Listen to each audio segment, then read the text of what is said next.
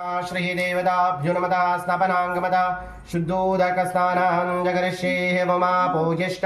मयोपवस्थानभूर्ते ददातनाः मयीरणाय चक्षते यो वशिवतमो रस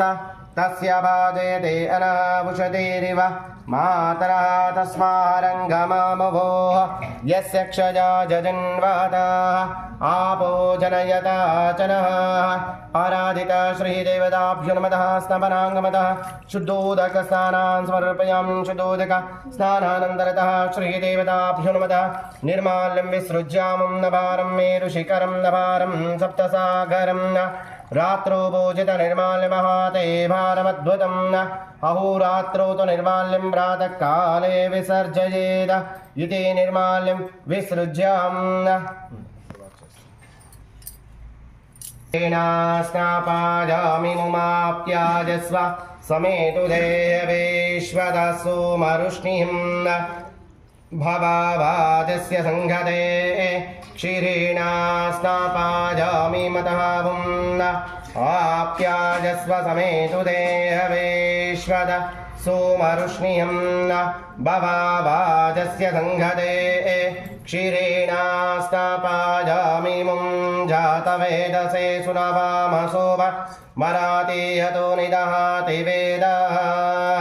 स नः पर्ष्यदति दुर्गाणि विश्वानावेव सिन्धुं दुरिताद्यग्ने तामग्निवर्णां तपसा ज्वलन्तीं वैरोचनीं कर्ममले जुदुष्टाः पूष्यवृत्वे बहुलानभुर्वे भवातो कायतनया यशंयो आराधिता श्रीदेवता ब्रह्मदा क्षीरस्नानान् समर्पयामि क्षीरस्नानानन्तरतः श्रीदेवताभ्यो नमः दद्ना स्नापायामि मुं दधिक्राहुन्नो अकारिशं जिष्णोरस्वस्य वाजिरासुरभिनो मुखाकरतो प्रणायुगुंचितारिषतो दद्ना स्नापायामि मुं दधिक्राहुन्नो